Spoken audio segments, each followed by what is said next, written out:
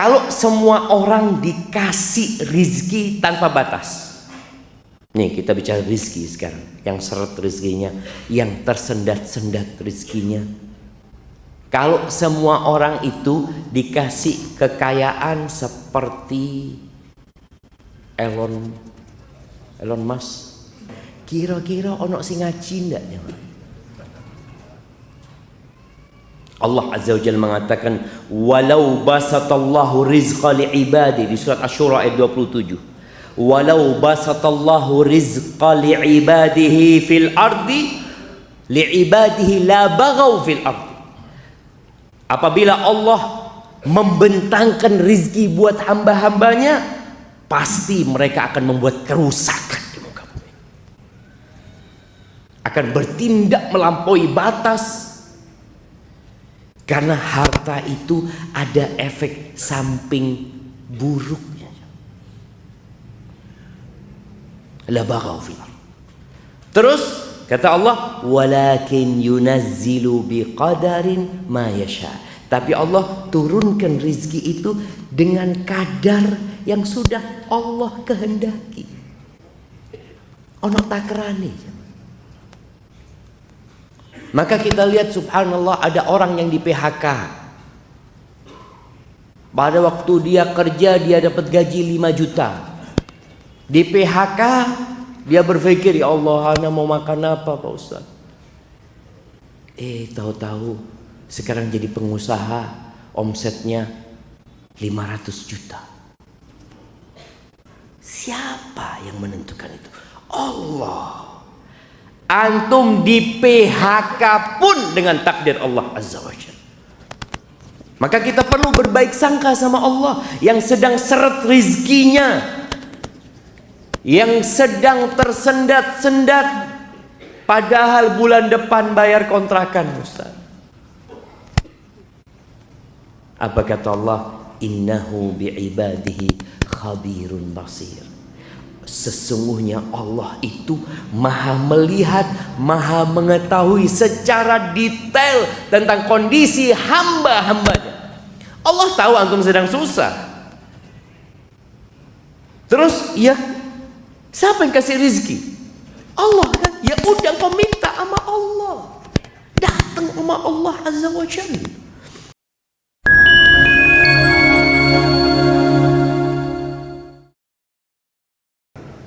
Assalamualaikum warahmatullahi wabarakatuh.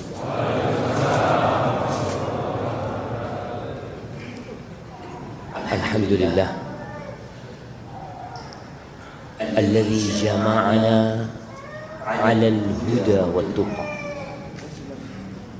Segala puji bagi Allah Jalla Jalaluhu yang mengumpulkan kita di tempat ini bukan karena acara makan bersama, tapi kita berkumpul di tempat ini karena sama-sama dikasih hidayah sama Allah Azza wa Jalla.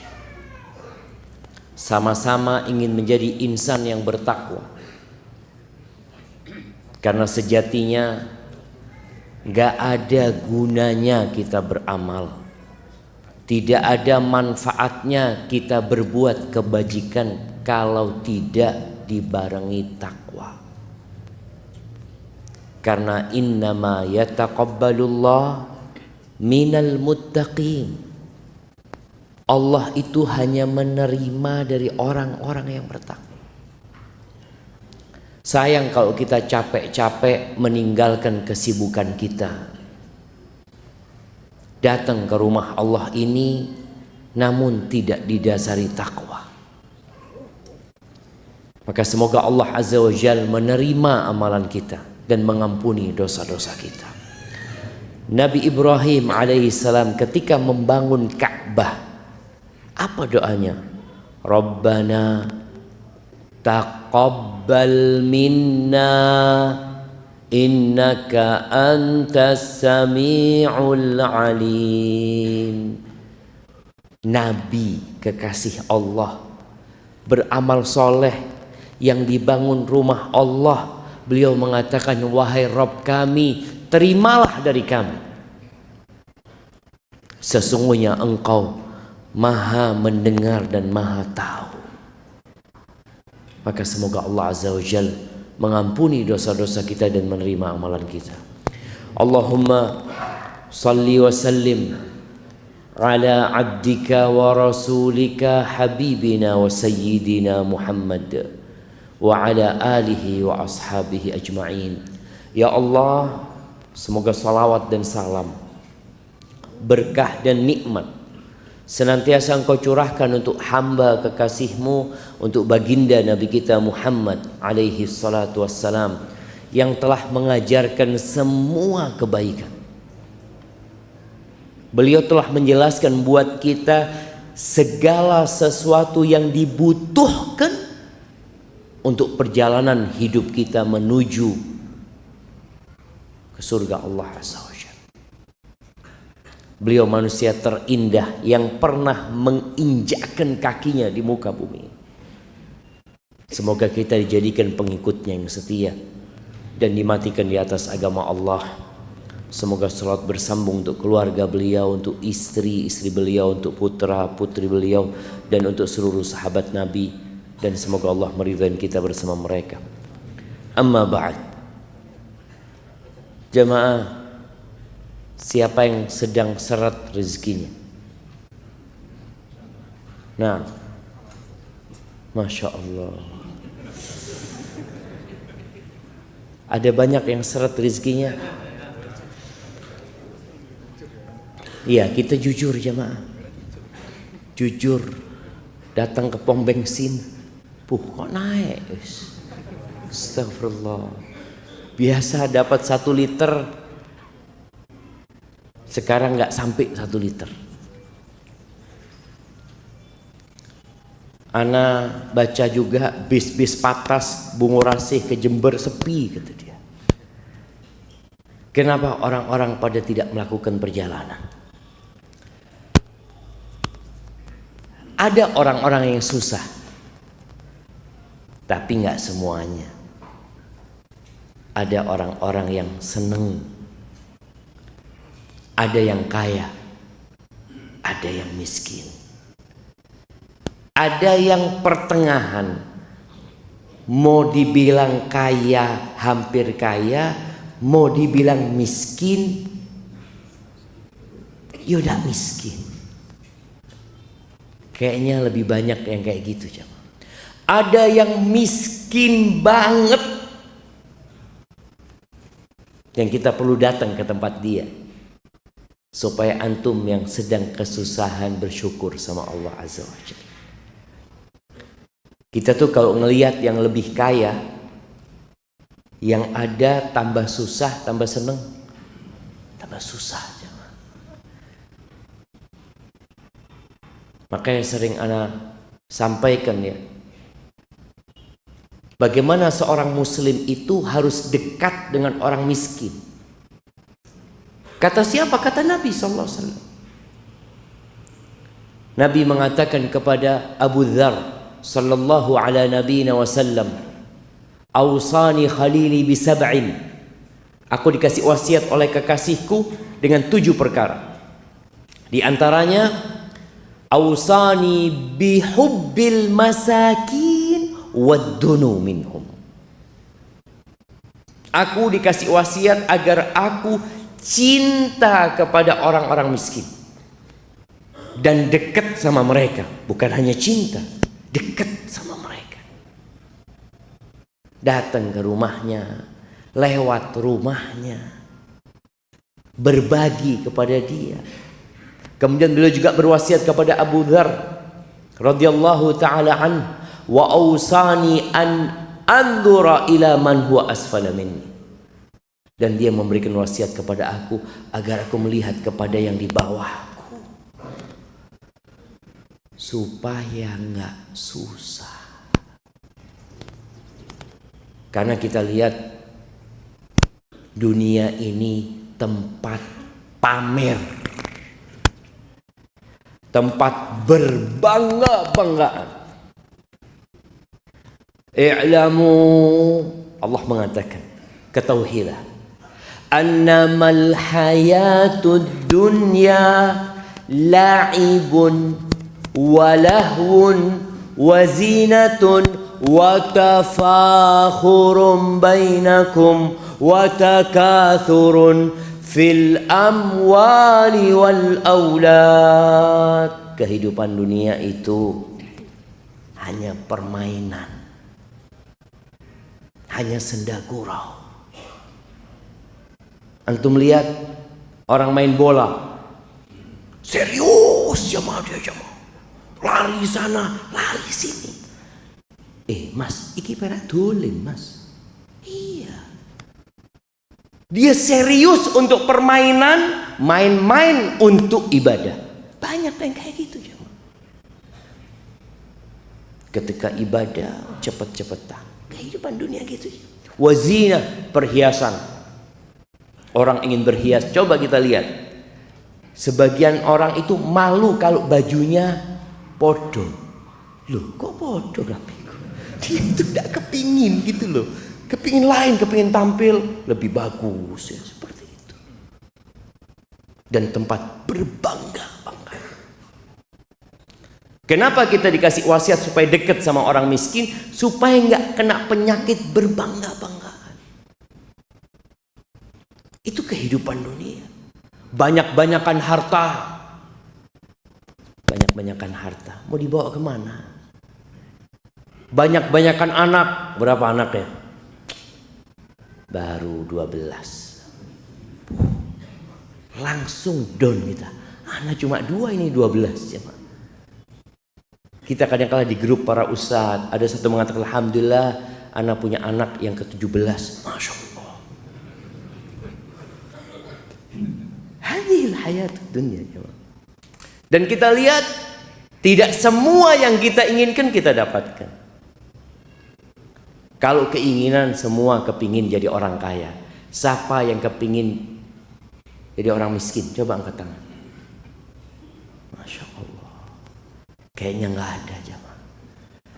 Yang miskin kepingin berubah, yang kaya kepingin tambah kaya. Ada orang kaya, anak kayaknya kebanyakan duitnya. Tidak ada jemaah. Yang ada, yo opo bisa nambah itu uang dia jemaah.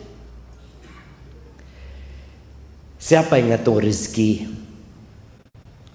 Apakah pemerintah Republik Indonesia mengatur rezeki rakyatnya? Tidak. Yang mengatur rezeki itu Allah Jalla Jalla. Jamaah rahimakumullah, ada yang ingin punya anak. Ini bicara rezeki. Ada yang sudah punya anak kepingin nambah anak. Ada yang ingin anak laki-laki. Ya Allah, anak-anak perempuan semua Ustaz. Kapan ya punya anak laki? Cak lihat istri anak wis tuwe. Apa harus? Ada yang kepingin. Kita lihat ada orang kepingin punya anak laki-laki. Semuanya anaknya perempuan. Ada yang kepingin punya anak perempuan. Dia ngelihat ya Allah, lanang meneh lahir. Astagfirullah. Ada yang mandul tidak punya anak. Siapa yang mengatur itu semua? Allah. Jangan sembarangan ke dokter. Kadang kala ada yang berangkat ke dokter. Oh dokter ini hebat. Semua yang ke sana punya anak. Sukses. Antum tahu di Amerika ada seorang dokter yang ternyata puluhan anak itu pakai spermanya dia. Dia proses bayi tabung ya. Ya namanya ada orang-orang yang nggak amanah. Dia datang, dokternya tahu ini spermanya nggak bisa membuahi. Tapi kata dokter itu aman, masuk. Oh hamil, makasih banyak dok. Ternyata ditemukan itu pakai spermanya dia. Kita perlu berhati-hati. Ada jalan yang harus ditempuh. Di surat Asy-Syura ayat 49-50 Allah Azza wa Jalla mengatakan lillah mulkus samawati wal ard. Milik Allah kerajaan langit dan bumi. Bumi ini kecil jemaah. dibandingkan dengan yang ada di langit sana. Itu milik Allah. Yang di langit kita melihat ada miliaran bintang-bintang. Subhanallah, ana membaca penjelasan ulama ya, yang membuat ana semakin yakin dengan kebesaran Allah SWT. Langit yang 7 lapis itu ternyata transparan. Dari satu langit ke langit selanjutnya. Bintang-bintang yang kita lihat itu tidak semuanya di langit dunia ini. Sebagian ada di tempat-tempat yang tinggi sana. Dan nanti ketika orang masuk surga, itu akan dikasih seperti orang yang paling kaya di muka bumi ini 10 kali lipatnya. Kalau cuma surga itu sebesar bumi ini, tidak cukup jemaah. Anak lihat, ya Allah, apa mungkin nanti di planet-planet itu jadi surga ya?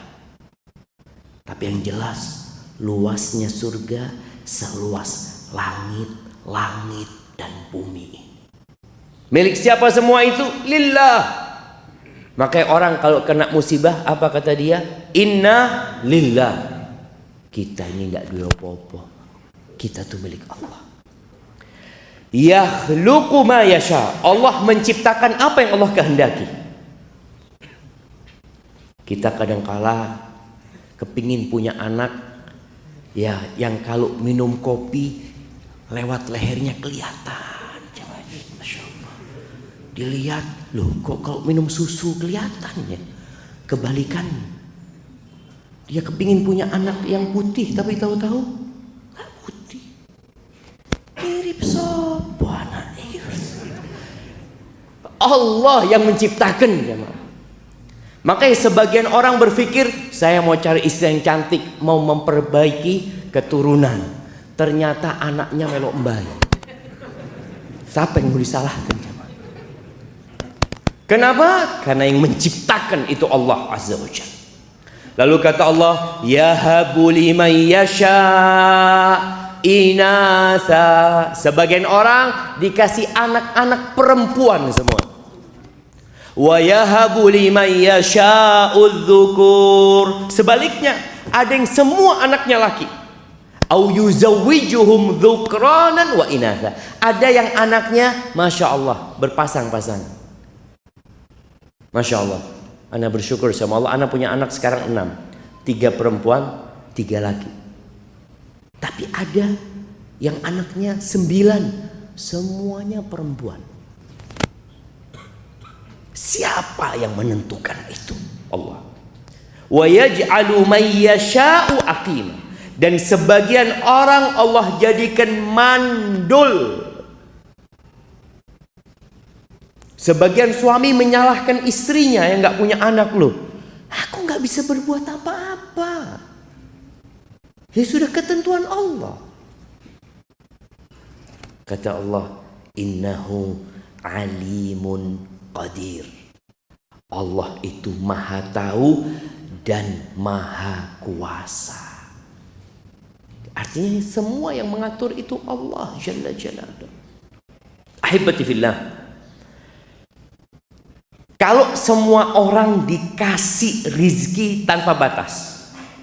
Nih kita bicara rizki sekarang. Yang seret rizkinya, yang tersendat-sendat rizkinya. Kalau semua orang itu dikasih kekayaan seperti Elon Musk. Mas Elon. Iya, dikasih harta kayak Mas Elon. Kira-kira ono sing ngaji ndak ya? Allah Azza wa Jalla mengatakan, walau basatallahu rizqa li'ibadi, di surat Asy-Syura ayat 27. Walau basatallahu rizqa li'ibadihi fil ardi li'ibadihi la baghaw fil ardi. Apabila Allah membentangkan rizki buat hamba-hambanya, pasti mereka akan membuat kerusakan. Akan bertindak melampaui batas. Karena harta itu ada efek samping buruknya. la baghaw fil ardh. Terus kata Allah, walakin yunazzilu biqadarin ma yasha. Tapi Allah turunkan rizki itu dengan kadar yang sudah Allah kehendaki. Ono takrane. Maka kita lihat subhanallah, ada orang yang di PHK. Pada waktu dia kerja dia dapat gaji 5 juta. Di PHK dia berpikir, ya Allah, ana mau makan apa Pak Ustaz? Tahu-tahu sekarang jadi pengusaha, omsetnya 500 juta. Siapa yang menentukan itu? Allah. Antum di PHK pun dengan takdir Allah Azza wa Jalla. Maka kita perlu berbaik sangka sama Allah yang sedang seret rizkinya, yang sedang tersendat-sendat, padahal bulan depan bayar kontrakan, Ustaz. Apa kata Allah? Innahu bi'ibadihi khabirun basir. Sesungguhnya Allah itu maha melihat, maha mengetahui secara detail tentang kondisi hamba-hambanya. Allah tahu antum sedang susah. Terus ya, siapa yang kasih rizki? Allah kan? Ya udah kau minta sama Allah. Datang sama Allah Azza wa Jalla. Ahibati fillah, kita perlu punya iman yang membuat hidup kita tidak menderita. Apakah orang kaya itu berbahagia? Belum tentu. Apakah orang miskin itu berbahagia? Belum tentu. Tergantung kondisi imannya. Ketika seorang beriman bahwasanya rizki itu sudah ditetapkan ketika kita berumur 120 hari. Kita waktu berumur 120 hari dikirim malaikat di perut ibunda kita, jemaah, masih janin. Dikirim malaikat, dicatat ajalnya, dicatat rizkinya, dicatat dia syaqiyun au sa'id, menderita atau berbahagia, masuk surga atau masuk neraka, itu dicatat. Ketika kita tahu itu, terus tugas ana cuma berusaha. Makanya kalau cari rizki, cari istri. Kalau cari rizki, cari istri. Kalau cari istri yang soleha. Yang antum kalau pulang ke rumah tidak membawa apa-apa, sang istri mengatakan, innalillahi wa inna ilaihi raji'un. Loh iya, ini istri bertakwa jemaah. Ini istri bertakwa. Dia nggak marah-marah sama antum. Dia beriman, kita milik Allah dan kita akan kembali kepada Allah Azza wa Jalla. Bukankah musibah ketika suami nggak bawa apa-apa? Antum jangan marah. Antum kayak anak mati aja. Enggak, Mas. Anak yakin.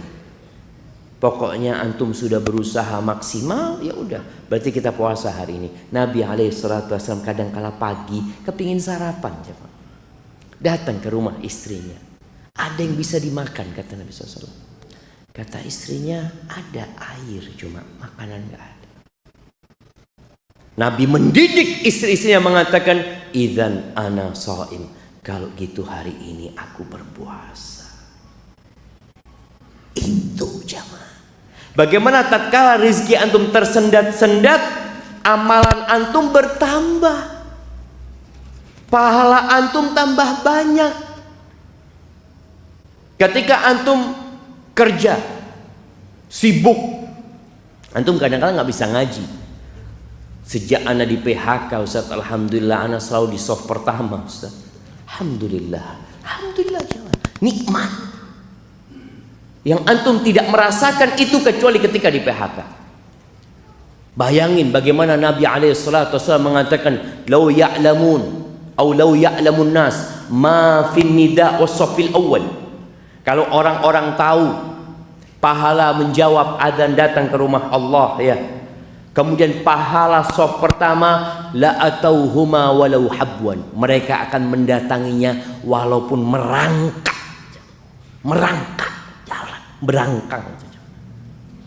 Sekarang antum bisa datang di soft pertama. Ada sebagian kita yang nggak pernah di soft pertama selama hidupnya. Tapi ada sebagian yang selalu di soft pertama. Masya Allah.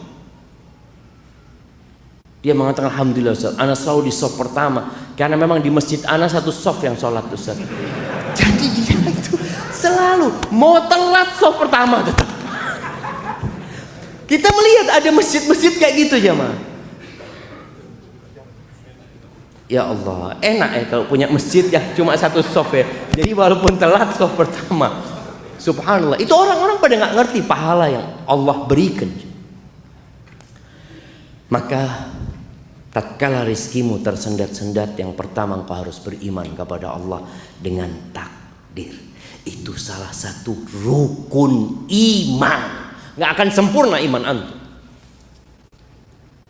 Antu'mina bil qadari khairihi wa syarri. Engkau beriman dengan takdir yang baik dan yang buruk. Sebagian kita kalau sedang sukses, apa yang dia katakan? Subhanallah Ustaz ya, memang gak sia-sia usaha anak. Oh, antum sukses ini takdir loh. Loh, bukan usaha anak. Berapa banyak orang yang berusaha kayak antum gak sukses? Antum pernah lihat, antum pernah merasakan orang mancing jemaah. Mancing di kolam yang sama, dengan umpan yang sama. Yang satu seret, oleh meneng. Antum perbaiki, lempar lagi, dia narik lagi. Masya Allah kata dia. Apa masalahnya? Usaha dia, ketakwaan dia, lah takdirnya dia.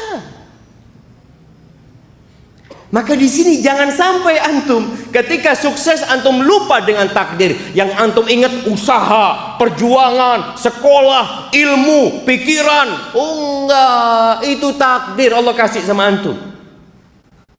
Apa kata Allah? Wa ma bikum min ni'matin faminallah. Tidak ada satupun nikmat yang ada pada diri kalian melainkan itu dari Allah Azza wa Jalla. Maka berimanlah antum. Ketika susah pun beriman. Sebagian orang kalau susah, iya, kayaknya memang takdir Ustaz.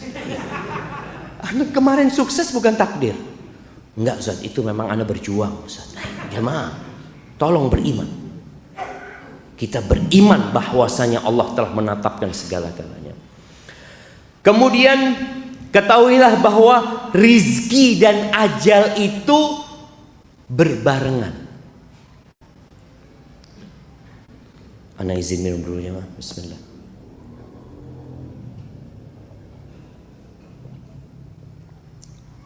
Alhamdulillah, rizki ana dapat minum air. Tadi ana khutbah Jumat, pas khutbah kedua, pas duduk, ana cari air. Koda ono banyu ya. Betul loh jemaah. Aduh, memang takdirnya. Itu takdir, itu bicara rizki jemaah. Masa Anda mau marah-marah sama panitia? Ya enggak, sudah memang kayaknya takdirnya Ustadz nggak dapat air. Sabar Ustadz. Ya. Kadang-kala Ustadz itu perlu diingatkan. Ya. Bicara rizki dan ajal itu bersamaan. Nabi alaihi salatu wassalam pernah mengatakan, innahu laisa syai'un yuqarribukum minal jannah wa yuba'idukum 'anil nar illa qad amartukum bihi. Kata Nabi SAW, tidak ada sesuatu pun yang mendekatkan kalian ke surga dan menjauhkan kalian dari api neraka, melainkan aku sudah perintahkan kepada kalian. Walaysa syai'un yuqarribukum minan nar wa yuba'idukum minal jannah illa qad nahaitukum anhu. Dan tidak ada satupun perkara yang mendekatkan kalian ke neraka dan menjauhkan kalian dari surga, melainkan aku sudah larang kalian untuk melakukannya. Lalu beliau mengatakan, wa annar ruhal amin qad nafahata fi ru'i. Jibril, dia telah menghembuskan di jiwaku. Apa yang dihembuskan Jibril jiwa Nabi SAW? Annahu lan tamuta nafsun hatta tastawfiya rizqaha. Lan tamut. Tidak akan mati seseorang kecuali rizkinya sudah lengkap. Loh Ustaz, ya apa dia mati Ustaz, ninggalkan 10 miliar Ustaz? Iya, bukan rizki dia 10 miliar itu. Rizkinya dia itu sudah habis. Makanya dia mati. Antum pernah melihat ya atau merasakan kondisi orang yang sakit parah tahu-tahu sadar, sehat. Di ICU. Ana kemarin jagain mertua di ICU beberapa hari ya. Nanti ketika kita di luar nunggunya jamaah. Kalau sudah ada panggilan itu jamaah, semua yang nunggu itu diem jamaah. Sopoy. Oh fulan. Kalau sudah dipanggil itu mereka bersegera masuk ke ruang ICU, tahu-tahu yang keluar jenazah. Allahu Akbar, mati wes jamaah. Ada kemarin yang keluar pindah kamar. Seneng keluarganya pindah kamar. Masya Allah. Ibunya kepingin apa, kepingin ini itu. Dikasih semuanya. Habis gitu mati. Ada rizki yang belum nyampe kepada dia. Dia harus sadar. Kalau ditetapkan rizkinya ada 5 sate kambing. Belum dia makan rizki. Maka dia harus bangkit dari pingsannya atau komanya. Dia makan, setelah itu mati. Ada yang minta jus ya ketika bapaknya sadar, bapak kepingin apa? Jus jeruk ya? Iya bismillah. Dibelikan jus jeruk, dikasih ke orang tuanya, beberapa sendok dikasih, habis gitu bapak mati. Karena ada jeruk yang tertulis dalam catatan dia belum dia habiskan. Yang tersisa fatarikuhu linnas, punya orang yang tersisa itu. Makanya banyak orang menimbun harta bukan milik dia. Dia cuma kerja capek, taruh lagi. Punya siapa Pak? Punya aku. Kata anaknya, belum tentu Pak. Belum tentu. Wallahi cuma ada anak yang bapaknya sakit, dia pikir, kok bapak kita mati ya. Ngomong sama keluarganya, nanti kira-kira dikuburkan di mana bapak ini? Bapaknya masih sakit ini, sudah musyawarah. Tahu-tahu bapaknya sehat. Loh, kok waras? Subhanallah jemaah, berapa banyak anak yang mati duluan? Masya Allah. Yang mati duluan sebelum bapaknya. Ada bapak yang mengantarkan anaknya ke kuburan, nguburkan anaknya. Kenapa? Semua punya ajal dan punya rizki. Antum pernah melihat ada orang Masya Allah bapaknya ini kaya raya, sukses jamaah, ketika anaknya masih kuliah, sekolah, ketika anaknya sudah bekerja masing-masing, tahu-tahu rizki bapaknya ini berkurang. Bukan berkurang sebenarnya, selama ini itu rizki anaknya, cuma lewat bapaknya. Ada kejadian di Surabaya, anda dengar cerita tuh. Ada satu orang piara anak yatim ya. Sampai akhirnya anak yatim itu dinikahkan sampai besar, lalu bapaknya meninggal. Bapak asuhnya ini meninggal dunia. Dibagilah warisan, kaya raya bapaknya. Dibagilah warisan, yang anak yatim ini kan nggak dapat warisan. Sudah nggak dikasih sama anak-anaknya, nggak dikasih. Sudah, subhanallah jemaah. Ternyata yang rizkinya banyak itu anak yatim itu. Jadi kaya raya dia. Anak-anak yang dapat warisan ini bangkrut semuanya. Supaya kita sadar, tatkala kita pegang uang banyak belum tentu rizki kita. Ini punyanya anak, ini punyanya ini, punyanya itu. Karena semua sudah ditetapkan. Terus apa kata Nabi SAW ketika menyebutkan manusia tidak akan mati kecuali rezekinya sudah sempurna. Maka antum jangan takut. Selama kepala antum masih bergerak-gerak berarti masih punya rezeki. Ada satu orang mengatakan, antum kalau nggak bisa makan, bertamu ke rumahnya teman. Anda punya fulus ya, datang, assalamualaikum habis isya. Kadang-kadang temennya, afwan nggak terima tamu, belum rizki. Datang ke rumah kawannya, subhanallah jamaah. Wallah jamaah, kalau bicara rizki ini benar-benar antum sudah ditanggung rizkinya. Kemudian kata Nabi SAW, fattaqullaha wa ajmilu fit talab. Kalau sudah antum punya keimanan, rizki ditetapkan berbarengan dengan ajal, maka berbuat baiklah dalam mencari itu rizki. Disuruh nyari sama Nabi SAW, bukan disuruh tidur. Jangan pernah berpikir karena sudah ditetapkan rizki berarti anda tinggal nunggu, Ustaz. Iya, antum tinggal nunggu tapi dengan usaha. Nabi SAW mengatakan fa'ajmilu fit talab wa la yahmilannakum istibta'ur rizq. Jangan sampai kena penyakit istibta'. Istibta' rizq itu tadi rizkinya tersendat-sendat. Ya Allah, kapan anak punya rumah ya? Kapan anak punya mobil? Kapan anak punya motor? Kapan? Dia mulai merasakan kok lambat ya. Fulan lu wis ganti meneng motore, anak belum ganti-ganti.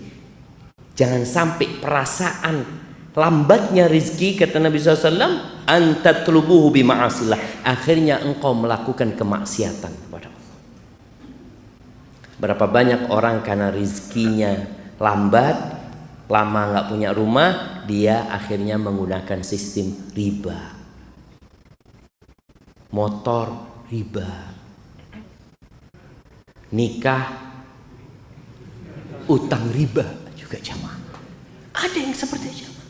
Jangan sampai, kata Nabi SAW. Kenapa? Fa innahu la yudraku ma indallah illa bi ta'at. Yang di sisi Allah nggak bisa diraih kecuali dengan ketaatan. Maka berapa banyak orang yang kaya raya tapi tidak mendapat manfaat dari hartanya. Nggak dapat manfaat. Antum pernah lihat tukang sayur? Ada tukang sayur di sebuah pasar ini jamaah. Dia itu buka pakai amben jamaah. Di depannya tokonya meracangnya orang kaya. Dia buka di sana. Tukang sayur pakai apa? Amben itu. Masya Allah. Tukang sayurnya berangkat umroh, tukang sayurnya berangkat haji. Yang punya toko besar nggak berangkat umroh wala haji. Yang di sisi Allah nggak bisa diraih kecuali dengan ketaatan. Berapa banyak orang nggak bisa sholat malam padahal sehat. Ini Ustaz, Masya Allah pemain bola ini Ustaz, 45 kali 2 lari di lapangan, ke masjid tak tutup-tutup. Mau ke masjid, ke kanan, ke kiri, padahal dilewati masjidnya jamaah. Yang di sisi Allah nggak bisa diraih kecuali dengan ketaatan kepada Allah. Maka jangan sampai yang merasa tersendat rizkinya, akhirnya dia ambil jalan pintas. Pikirnya supaya banyak rizkinya. Yang ada bala ketika kita mencari rizki dengan cara yang tidak Allah ridhai. Ahibati fillah, rizki itu ada 2 macam. Di dalam sebuah athar yang dinisbatkan kepada Ali bin Abi Thalib, kepada Waqi' bin Jarrah, Ali mengatakan, "I'lam ay bunayya, ketahuilah wahai ananda, anna rizqa rizqan." Rizki itu 2. Rizqun tatlubuhu wa rizqun yatlubuka. Yang satu rizki yang engkau harus mengusahakannya. Ada rizki yang memang kita mendapatkannya dengan usaha. Allah sudah tetapkan sebab-sebabnya. Tapi ada rizki yang mencarimu. Wallah jamaah, ada orang di rumah ya, duduk-duduk di rumah, ya Allah, kok kepingin martabak anak ya. Tahu-tahu tetangga, Assalamualaikum, kirim martabak. Ya Allah, itu rezeki yang mencarimu. Makanya kadangkala antum dapat pulsa nyasar. Loh, siapa kirim pulsa? Itu rezeki yang kita tidak mencari. Tapi ada satu orang jamaah, tahu-tahu masuk ke rekeningnya beberapa miliar jamaah. Langsung ditangkap KPK. Padahal dia nggak tahu, dia nggak sampai masuk lah. Dia ya ada uang masuk ke aliran dana yang tidak jelas. Tapi yang jelas ada rezeki yang mencari. Yang kita kalau bicara usaha nggak bisa diusahakan gitu. Rizki yang mencari seperti hadiah. Rizki yang mencari kita ya. Warisan. Antum bisa nyari warisan ya mah. Anak bapak kok miskin ya, anak mau pindah bapak aja cari yang kaya. Tidak bisa. Dan subhanallah ada orang yang ingin bapaknya panjang umur, tapi ternyata bapaknya meninggal dunia. Ada kemarin cerita kawan yang satu dapat warisan 30 M, masih SMA mungkin jemaah. Itu rizki yang mencarimu. Yang Allah Azza wa Jalla mengatakan, "Wa man yattaqillah yaj'al lahu makhrajan wa yarzuqhu min haitsu la yahtasib." Barang siapa yang bertakwa kepada Allah, maka Allah akan kasih solusi dan Allah akan kasih rizki dari arah yang tidak disangka-sangka. Antum nggak pernah membayangkan, kok bisa anda dapat uang ini? Ana biasanya kalau sudah uang itu habis ya mah, mikir, sopo dia utang ya. Lah, kita mau nagih gitu loh jamaah. Ini uang kita. Kita datang ke rumah orang itu, dia juga nggak punya uang, nggak bisa bayar. Mau ngomong apa gitu? Berarti ya mungkin bukan rezeki ana. Bahkan ada yang sampai mati orang itu nggak bayar utang. Ya bukan rezeki antum sudah. Uang itu kadang-kala. Ahibati fillah. Apa kunci-kunci rizki selain usaha? Karena kebanyakan kita itu kalau bicara rizki ya usaha, melamar kerja. Ada banyak ternyata kunci-kunci rizki. Yang pertama, beristighfar, bertobat kepada Allah Azza wa Jalla. Karena di antara yang menyebabkan rizki tersendat itu dosa. Innal abda la yuhramur rizq bidzambi yusibu.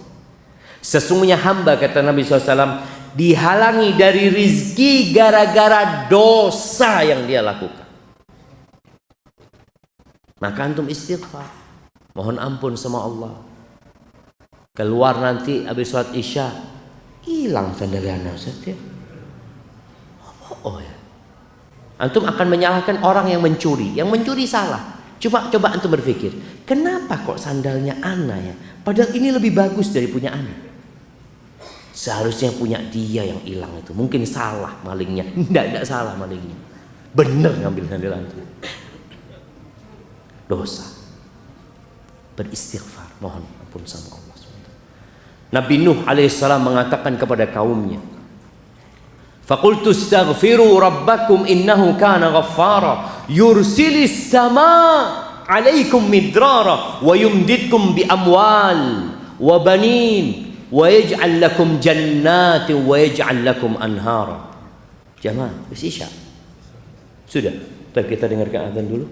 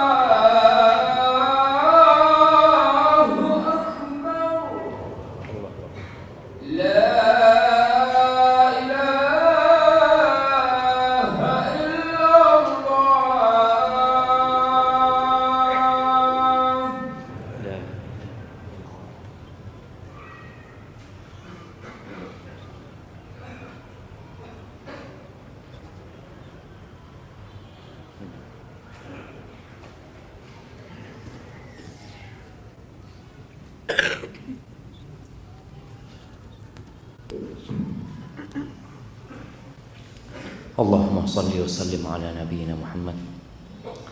Nah, perbanyak istighfar. Nabi Nuh mengatakan kepada kaumnya, kalian istighfar, minta ampun sama Allah, bertobat kepada Allah. Kita punya banyak dosa. Allah itu Maha Pengampun. Allah akan kirimkan air hujan yang deras yang bermanfaat buat kalian. Ada air hujan yang menyebabkan banjir. Rizki itu hilang. Banjir di mana kemarin? Di Pakistan kalau nggak salah jamaah ya. Untuk dapat melihat bagaimana rumah-rumah, hotel-hotel, mobil-mobil, sawah-sawah habis. Tapi kalau kita rajin istighfar, Allah kirim hujan yang bermanfaat. Kemudian Allah akan kasih harta. Jadi orang yang bertobat kepada Allah, mohon ampun sama Allah, wa yumditkum bi amwal wa jannat, dikasih taman-taman, kebun-kebun, villa-villa. Wa yaj'al lakum anhar, Allah bikinkan buat kalian sungai-sungai. Allahu Akbar jemaah. Istighfar. Duduk, sekali duduk istighfar 100 kali. Itu dilakukan oleh Nabi alaihi salatu wassalam. Kemudian yang kedua, bertakwa kepada Allah. Laksanakan perintah Allah, jauhi larangannya. Kita itu kalau melaksanakan perintah kadangkala mudah, tapi menjauhi larangan sulit. Padahal yang namanya takwa itu menjalankan perintah, menjauhi larangan. Sebagian kita yang udah hijrah, udah belajar, merasa dia udah bertakwa. Padahal kata Nabi SAW, ittaqil maharim takun a'badan nas. Kau mau jadi orang bertakwa, jauhi yang haram-haram, engkau jadi orang yang paling ahli ibadah. Sebagian kita berpikir ahli ibadah itu yang selalu baca Quran, yang selalu di shaf pertama. Oke, itu termasuk orang ahli ibadah. Tapi yang paling ahli ibadah adalah orang yang meninggalkan yang haram-haram dan melaksanakan perintah Allah Azza wa Jalla. Dan tadi kita udah bacakan ayatnya di surat At-Tolaq ya. Surat At-Tolaq ini biasanya orang kalau mau bercerai itu bingung masalah masa depannya. Gimana nanti anak-anak. Ada seorang perempuan, dia sudah diceraikan 3 kali sama suaminya, kemudian suaminya balik lagi, si istri tetap mau karena urusan fulus, padahal udah nggak boleh. Waman yattaqillah yaj'al lahu makhrajan wa yarzuqhu min haitsu la yahtasib. Barang siapa yang bertakwa kepada Allah, Allah akan kasih solusi. Dan Allah akan kasih rizki dari arah yang tidak disangka-sangka. Karena sebagian kita itu sudah kadung seperti nyusu jemaah. Yang nyusu di perusahaan, yang nyusu di kantornya, dia berpikir ya sudah dari sini, anak kalau keluar dari sini nggak bisa hidup, nggak bisa makan. Seorang perempuan berpikir anak cuma ibu rumah tangga Ustaz. Kalau anak diceraikan, bagaimana hidup anak? Kemana Allah yang selama ini memberikan rezeki kepadamu? Engkau dulu belum bisa apa-apa di perut ibundamu, Allah kasih rezeki. Engkau belum bisa berjalan, belum bisa ngomong, belum bisa bergerak, Allah kasih rezeki. Kok sekarang sudah besar, sudah bisa berusaha, bingung. Kadangkala tadi imannya lemah. Bertakwa kepada Allah, jangan bergantung sama suami. Ketika suami menceraikan, ya kalau memang kau masih cinta, katakan inna lillahi wa inna ilaihi rajiun. Ada suami yang diceraikan, ada istri yang diceraikan suaminya, alhamdulillah, anak kepingin pisah mulai bien. Ada jemaah. Tapi ada istri yang beranggapan itu musibah, dia cerai sama suami. Maka dia katakan inna lillahi wa inna ilaihi rajiun. Kita ingat sama Allah, yang kasih rezeki Allah bukan suaminya. Yang kasih rezeki Allah bukan tempat kerjanya. Ketika antum di PHK, dikurangin gajinya, antum tenang. Kenapa? Innallaha huwar razzaq. Yang kasih rezeki Allah bukan tempat ini. Bertakwa kepada Allah. Yang ketiga, bertawakal. Tawakal yang sebenarnya, tawakal itu artinya percaya dan menyerahkan, menggantungkan serta menyandarkan kepada yang kita percaya. Siapa yang kita percaya? Allah Azza wa Jalla.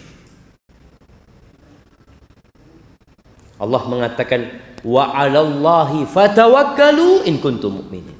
Kepada Allah hendaklah kalian bertawakal kalau kalian orang-orang yang beriman. Nabi alaihissalatu wassalam mengatakan, "Lau annakum tawakkaluna 'ala Allah haqqa tawakkulih la razaqakum kama yarzuqut tayr." Kalau kalian benar tawakalnya kepada Allah, benar. Kita ini kadang-kala masih bersandar kepada uang kita. Aman, si ono duit. Masih ada mobil, masih ada ini, masih ada ini. Namanya tawakal sama Allah itu berlepas dari semua ketergantungan. Usaha, upaya hanya sebab. Kalau Allah tidak menakdirkan, nggak bisa jemaah. Kita lihat kalau Allah ingin menghabiskan harta manusia, Allah bakar rumahnya. Berapa banyak kita melihat satu kampung terbakar jemaah. Itu cuma sebab. Maka hendaklah kita berserah diri sama Allah Azza wa Jalla. Kalau kalian benar tawakalnya sama Allah, Allah akan kasih rezeki kepada kalian seperti Allah memberikan rezeki kepada burung. Pernah lihat burung punya ATM? Atau punya kulkas? Ini burung berangkat ke toko sap beli kulkas barusan. Lihat, ada jemaah. Dan jumlah burung itu lebih banyak daripada jumlah manusia. Kadangkala orang mau menghalangi burung dari rezekinya. Untuk melihat di sawah, mana umprit itu jemaah? Sama orang diusir lagi. Yang tukang ngusir tidur jemaah. Burungnya makan. Allah akan kasih rezeki seperti Allah memberikan rezeki kepada burung. Burung itu berangkat dari rumahnya di pagi hari. Pagi hari wis rame burung itu jemaah. Makanya kalau antum mau bertawakal seperti burung, pagi hari udah bangun, udah baca doa, Allahumma inni as'aluka ilman nafi'an wa rizqan thayyiban wa amalan mutaqabbala. Habis gitu bismikallahumma mutu ahya. Ya enggak, habis gitu bangun kerja. Ada orang habis baca doa itu tahu-tahu bismikallahumma amutu ahya. Ya gimana Ustaz, ana di PHK Ustaz. Lu bangun antum, cari usaha seperti burung, keluar pokoknya keluar. Bagaimana Nabi alaihi salatu wasallam mendidik umatnya untuk berangkat ke hutan, cari kayu, berangkat sana. Makanya kalau antum lihat ada orang-orang yang nyari botol-botol, itu kayak burung. Dia nggak tahu dapat apa nggak botol hari ini. Ya Allahu a'lam. Dia datang, dia buka tempat sampah. Oh, ndak ono. Dia buka lagi. Ndak ono. Allah akan kasih rezeki seperti Allah memberikan rezeki kepada burung. Yang pagi hari dia nggak tahu mau makan apa, nggak tahu burung. Yang penting berangkat. Tapi pulang kenyang burung itu jam. Kalau masih punya rezeki burung itu kenyang. Tapi kita lihat ada anak-anak burung yang sudah rezekinya habis. Tahu-tahu mati di mana? Di rumahnya. Bapak ibunya ditangkap. Ya sudah, ini kehidupan. Tapi engkau bertawakal seperti burung. Bukan berarti nggak boleh nyimpen uang, boleh nyimpen uang, nggak ada masalah. Tapi hatinya tidak bergantung kepada simpananmu, tapi bergantung sama Allah Azza wa Jalla. Kemudian yang keempat, fokus ibadah. Niatkan ibadah. Antum bekerja pun niatkan ibadah, usaha niatkan ibadah. Orang yang fokus ibadah jamaah, semua diniatkan untuk mengabdi kepada Allah, Allah akan mudahkan rezeki. Dan antum lihat. Kemudian yang kelima, berangkat haji dan umroh.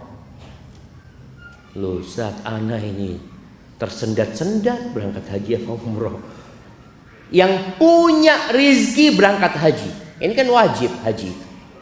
Berangkat engkau haji. Jangan takut uangmu habis karena haji. Karena sebagian orang sekarang ini kalau mau haji bayar berapa jemaah? Kalau yang reguler itu 40 juta. Kalau yang plus ya ada yang 12.000 ya. 12.000 US dollar ya.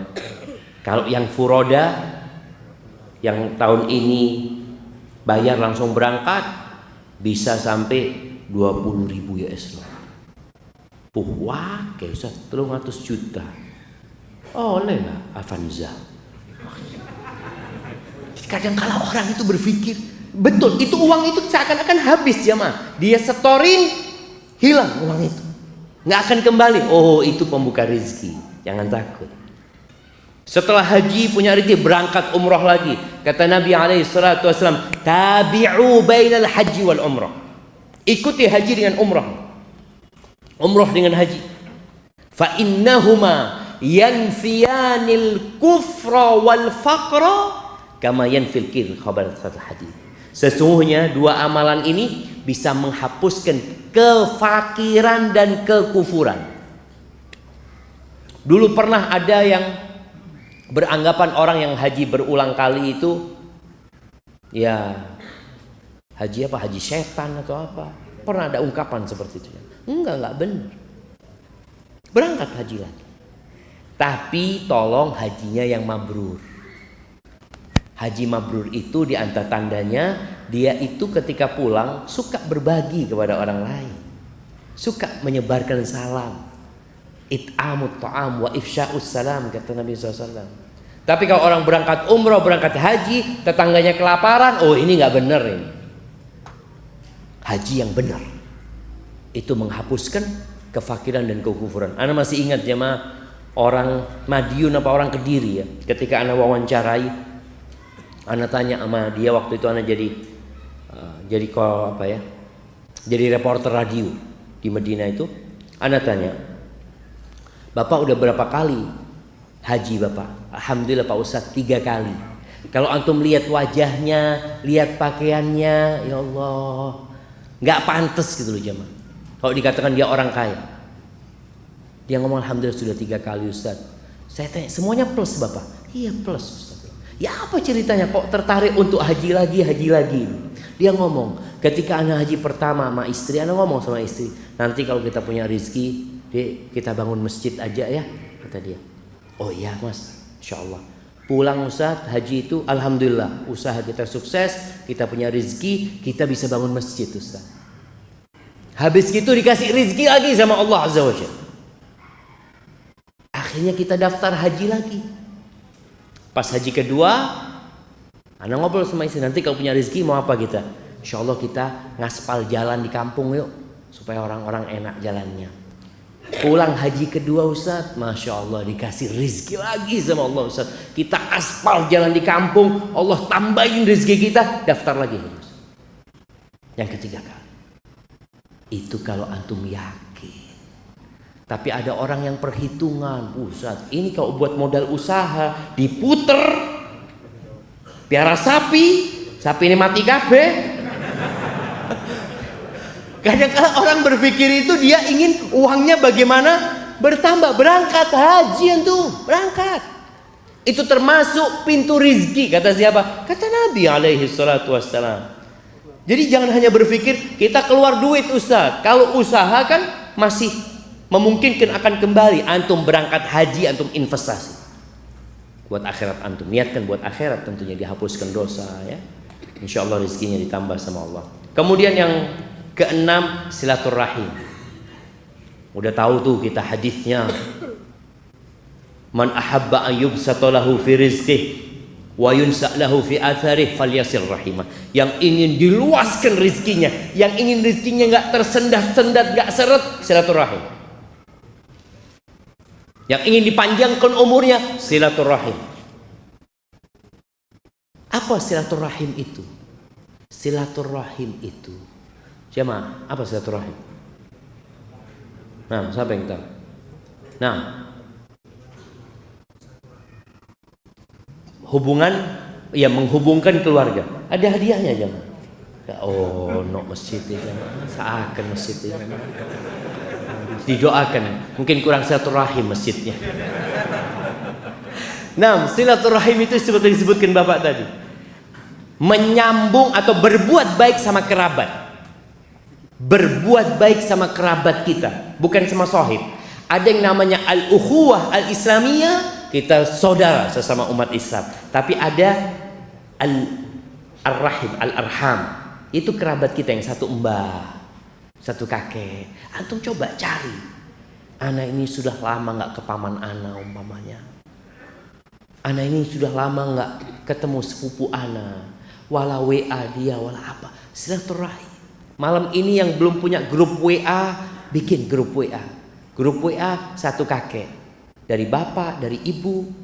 Gunakan itu kesempatan untuk berbuat baik sama kerabat kita. Walaupun cuma assalamualaikum.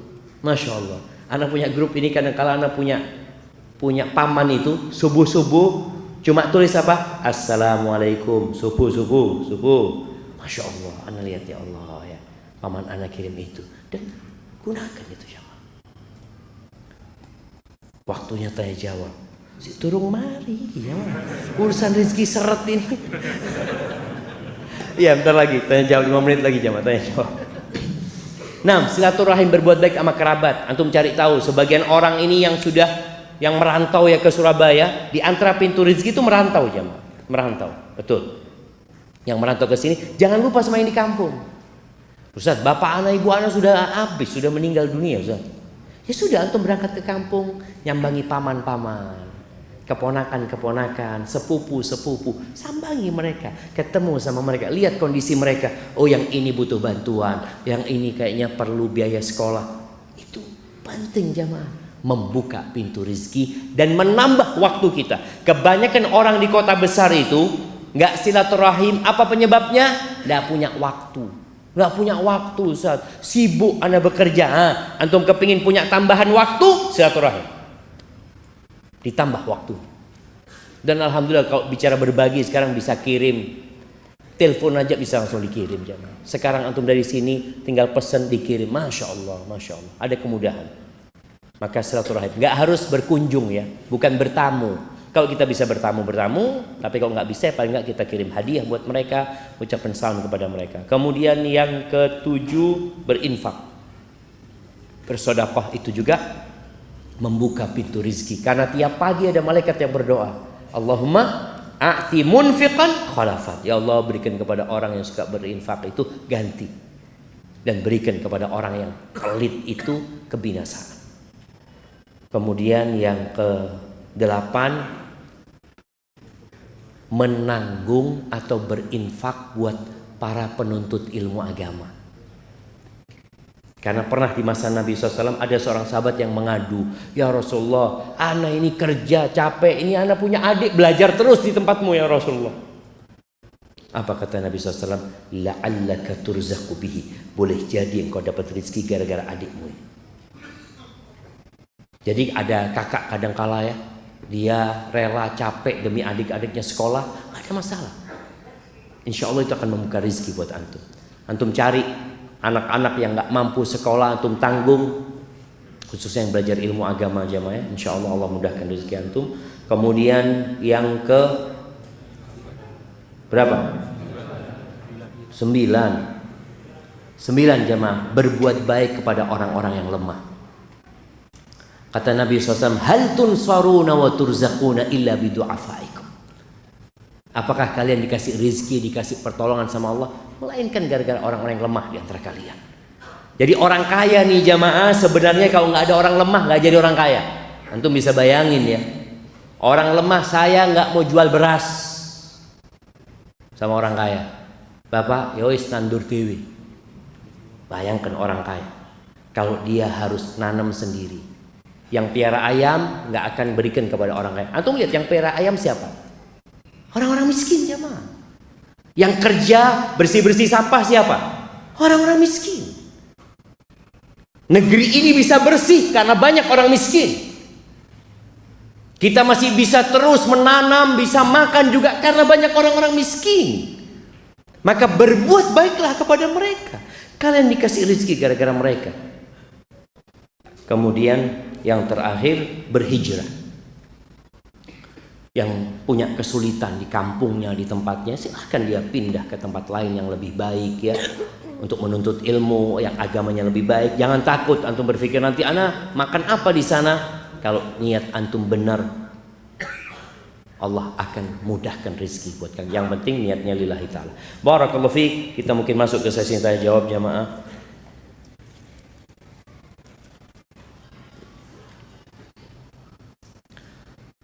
Nah, ana mau bertanya, Dulu ana terjebak dalam dosa pacaran. Kemudian ana ingin berhenti dari dosa tersebut dan ana menikah dengan pacar ana, tapi secara agama dikarenakan istri ana masih kuliah semester akhir. Insya Allah ana nanti akan nikah secara negara setelah istri ana selesai kuliah. Pertanyaan ana, Ustadz, bagaimana cara tobat yang benar terhadap dosa ana dahulu? Ya, jemaah, banyak dosa yang menjadi penutup rezeki kita. Ada orang yang kasih rizki sama Allah terus padahal dia berbuat dosa, itu namanya istidraj. Agar dia nggak bertobat dan mati dalam kondisi melakukan dosa. Alhamdulillah antum bertobat kepada Allah. Caranya bagaimana? Yang pertama, antum harus menyesali, meninggalkan perbuat dosa itu dan bertekad untuk tidak mengulangi. Lalu perbanyak amal soleh. Perbanyak amal soleh. Insya Allah dengan cara seperti itu semoga Allah mengampuni dosa-dosa antum. Bagaimana status pernikahan ana? Kalau secara agama, kalau pernikahan itu sah secara agama, dinikahkan oleh walinya, ada 2 saksi, ada mahar, ada ijab qabul, insya Allah sah secara agama, nggak ada masalah. Tinggal yang berkaitan dengan catatan negara ya, karena itu harus dilakukan di KUA umpamanya. Terus nikah ini mudah, jangan dibikin ruwet. Nikah itu nggak harus digedong, nggak harus ngundang orang banyak. Walimah sunnah, nggak wajib. Antum punya rezeki, masya Allah. Kemarin pandemi itu, masya Allah jemaah, ada orang yang menikah yang hadir cuma 30 orang. Itu pun kasih nasi kotak. Alhamdulillah. Itu bisa kita lanjutkan sekarang. Jadi nikah, antum kalau nasi kotak nggak usah terlalu Ustaz, nasi kotak. Ana sate Madura aja Ustaz. Iya, pulang dari masjid Isya, ayo jamaah ke rumah anak. Walimah, ada sate, fadol sate. Cukup jamaah. Kita jangan mempersulit diri kita sendiri dengan hal-hal yang tidak penting yang kadang-kala hanya untuk berbangga-banggaan. Dulu itu kalau nikah nggak ada souvenir jamaah. Sekarang antum lihat harus ada souvenirnya. Kalau nggak ada souvenirnya nggak enak sama tetangga. Apalagi kalau pulang harus ngasih apa? Besek ya, kasih besek, kasih berkat ke orang-orang itu. Kalau antum mampu silahkan, tapi nggak mampu jangan memberatkan diri. Oh apa kata orang? Biar orang berbicara. Daripada antum harus berhutang, akhirnya susah. Malam pertama ini ada malam pertama istri ini ngelihat suami ini ngelihat istrinya, mas apa oh mas katanya, mikiri utang itu gara-gara kawin di awakmu. Itu kan kesian jamaah.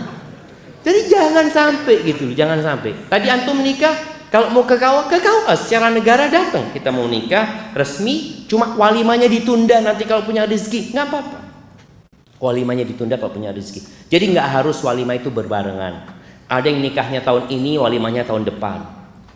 Dilihat, loh kok sudah punya anak kata dia antum. Iya kita nikah udah tahun lalu sebenarnya, cuma kita ingin walimah sekarang. Nggak apa-apa jamaah, nggak apa-apa. Ini pertanyaan kedua. Masya Allah, anak cuma dikasih jatah 3 pertanyaan. Ini pertanyaan terakhir berarti. Jika menunda kehamilan dengan alat kontrasepsi dengan tujuan supaya istri Anda bisa fokus skripsian agar tidak stres, mohon solusinya Ustaz. Nah, jadi menunda kehamilan atau mengatur kehamilan itu nggak apa-apa, tapi jangan membatasi, kecuali ada sebabnya. Ada orang enggak, anak 2 anak cukup. Pak Harto berapa anaknya? Berapa Pak Harto anaknya?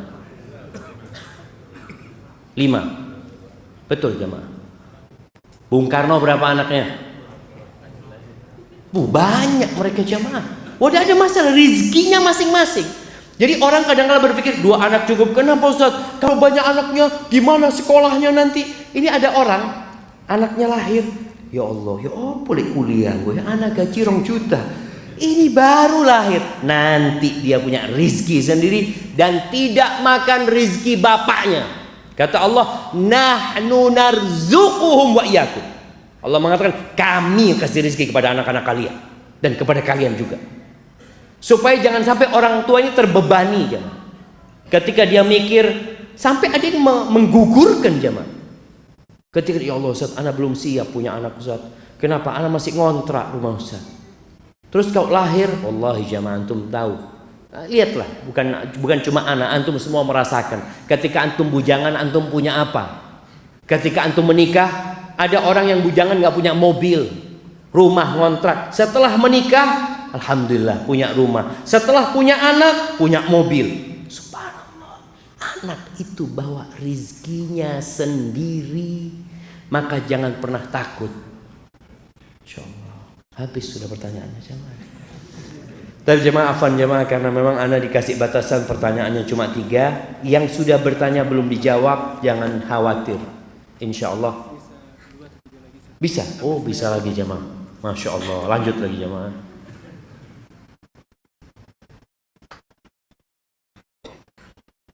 Bukankah kita diperintahkan untuk punya banyak anak?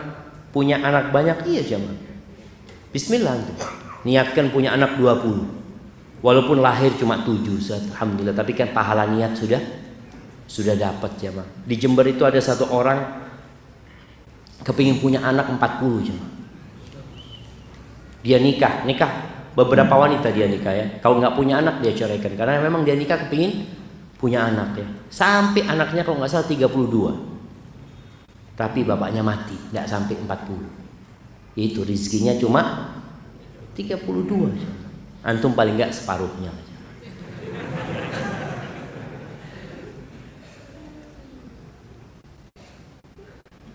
Bagaimana sikap kita ketika takhayul khurafat di masyarakat benar-benar terjadi, namun kita disalahkan ketika kita tidak mengikuti atau tidak mengikuti mereka. Jamaah, ini berkaitan dengan rizki. Banyak ya tempat-tempat yang diyakini bisa memudahkan rizki. Ada yang di gunung ya, gunung apa? Gunung Kawi ya, Alas Purwo. Ada tempat-tempat, ada yang modelnya di mana? Di lautan. Mereka supaya rezekinya lancar, dia potong sapi, melarungkan kepala sapi. Coba sebelum melakukan itu, orang-orang kita ajak berpikir, apakah memang Allah meminta kita melakukan itu? Apa tidak? Kalau itu hanya inisiatif kita, apakah inisiatif kita sesuai dengan yang diajarkan Allah dan Rasulnya? Apa tidak? Kalau tidak, tinggalkan jamaah. Karena sebagian berpikir kalau kita tidak melakukan ritual ini, ikannya jadi sedikit Pak Ustaz. Loh, yang ngasih makan ikan itu siapa? Allah Azza wa Jalla. Minta sama Allah. Jangan sampai kita melakukan hal-hal yang tidak disyariatkan. Kadang-kala kita terpaksa mengikutinya, kita tinggalkan, kita minta maaf ya, kita akan dicap sebagai orang yang tidak sosial kadang-kala dengan mereka. Betul ya, kita minta maaf. Laksanakan yang diperintahkan, berbuat baik kepada tetangga, nolong tetangga yang susah. Ketika ada acara-acara yang tidak sesuai dengan syariat, antum minta maaf. Insya Allah masyarakat akan memaklumi antum. Tapi kalau antum yang sunnah nggak dijalani, menutup diri, nggak pernah berinteraksi dengan masyarakat, nggak pernah membantu tetangga, maka antum akan disalahkan sama masyarakat. Maka tolong berbuat baiklah kepada tetangga. Insya Allah tetangga akan memaklumi antum. Antum kalau katakan, afwan, anda nggak bisa ikut acara yang seperti ini, minta maaf. Kalau acara-acara yang lainnya, insya Allah anda ikut. Insya Allah dimaklumi sama masyarakat jemaah. Barakallahu fikum. Tapi ini kayaknya pertanyaan terakhir. Ustaz, ana sudah bekerja, insya Allah tetap. Namun ana masih takut untuk menikah karena takut kekurangan. Banyak suami istri cerai karena faktor ekonomi. Mohon nasihatnya.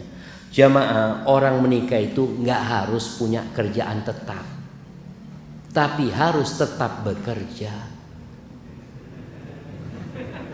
Faham nggak tuh? Jadi kadang-kala orang tua ini mau menerima menantu, ditanya, kamu kerja apa? Kalau kerjanya dia mengatakan, anak kerjanya serabutan. Waduh, repot ini anakku kalau dapat ini. Boleh jadi yang punya pekerjaan tetap di PHK. Berapa banyak yang sudah sukses bangkrut? Kalau cari menantu yang semangat bekerja. Bukan punya pekerjaan tetap, artinya dia tetap bekerja. Tentunya orang itu yang yang agamanya baik dan akhlaknya mulia. Kalau dikatakan di sini takut menikah karena takut kekurangan, Allah Azza wa Jalla di antara yang membuka pintu rezeki ini menikah, jemaah. Allah mengatakan wa ankihul ayama minkum was-salihina min ibadikum wa imaikum iyakunu fuqara yughnihumullah min fadlih. Kalian nikahkan tuh. Ya, yang perempuan-perempuan yang jomblo-jomblo, baik itu perempuan baik itu laki-laki, nikahkan. Kalau mereka fakir, Allah yang akan kasih dari karunia-Nya. Allah. Maka antum jangan takut. Kemudian Nabi SAW menyebutkan ada 3 orang yang mendapatkan jaminan dari Allah Subhanahu Wa Taala. Allah akan mencukupi dia. Salah satunya wanakih lil afaf, orang yang menikah untuk menjaga kehormatan dirinya, bukan menikah karena berzina. Banyak orang menikah karena takut aib, bukan. Tapi dia menikah karena untuk menjaga kehormatan dirinya. Maka antum yang takut tadi, niatkan untuk menjaga kehormatan diri antum. Urusan rezeki antum yakin. Dari awal anda sampaikan bicara iman tadi, dengan takdir Allah Azza wa Jalla. Istri antum tidak makan rezeki antum, anak antum tidak makan rezeki antum. Terus yang dimakan rezeki mereka, yang dimakan rezeki mereka sendiri. Kemudian kalau pertanyaannya, karena banyak suami istri cerai gara-gara faktor ekonomi. Karena banyak orang menikah gara-gara ekonomi. Perempuan dinikahi karena apa? Karena 4 hal. Karena kaya, karena cantik, karena bangsawan, yang keempat karena agamanya. Nabi menyebutkan agamanya alaihi salatu wasallam terakhir, karena kadang-kadang agama ini diabaikan sama orang jemaah. Maka Nabi mengingatkan, fadfar bidzatid din taribat yada. Beruntunglah engkau kalau dapat perempuan yang agamanya baik. Selamat engkau hidupmu. Maka di sini kalau antum takut perceraian gara-gara ekonomi, cari perempuan yang agamanya baik dan akhlaknya mulia, yang dia menikahimu bukan karena harta juga. Perempuan itu dengan kecantikannya bisa dapat laki-laki yang kaya. Laki-laki yang kaya walaupun tidak ganteng bisa dapat wanita cantik. Kalau ini yang jadi dasar pernikahan, maka tatkala ada masalah ekonomi, mereka akan bercerai. Si istri ngelihat suaminya, aduh kayaknya susah, sudah gugat cerai dia. Makanya banyak wanita ya, anak kesian juga ini, mudah-mudahan fenomena ini tidak banyak terjadi ya. Banyak wanita itu merantau jemaah ke luar negeri, ke Malaysia ya, mungkin ke negeri-negeri yang lainnya, ke Arab Saudi, ke Dubai. Gara-gara faktor ekonomi, suaminya nggak tanggung jawab, malas bekerja. Karena dia ketika menikah dulu, coba niatnya engkau apa menikah, kemudian apakah kriteria calon suamimu sesuai dengan yang diperintahkan Nabi SAW? Apakah mau-maumu? Kadang-kadang maunya dia punya suami nggak sholat, punya suami nggak tanggung jawab, hanya dulu karena ngelihat tampan mau menikah dengan dia. Maka hendaklah bertobat kepada Allah Azza wa Jalla. Ingat para suami, engkau yang punya kewajiban memberikan nafkah. Kerja semaksimal mungkin, niatkan untuk memberikan nafkah, dan ketika engkau niat itu, insya Allah engkau fi sabilillah, di jalan Allah Subhanahu wa taala. Hadza wallahu a'lam bishawab. Yang benar dari Allah, yang salah dari diri anak pribadi. Allah dan Rasulnya terbebaskan dari kesalahan itu. Subhanakallahumma wa bihamdika asyhadu an la ilaha illa anta astaghfiruka wa atubu ilaik. Assalamualaikum warahmatullahi wabarakatuh.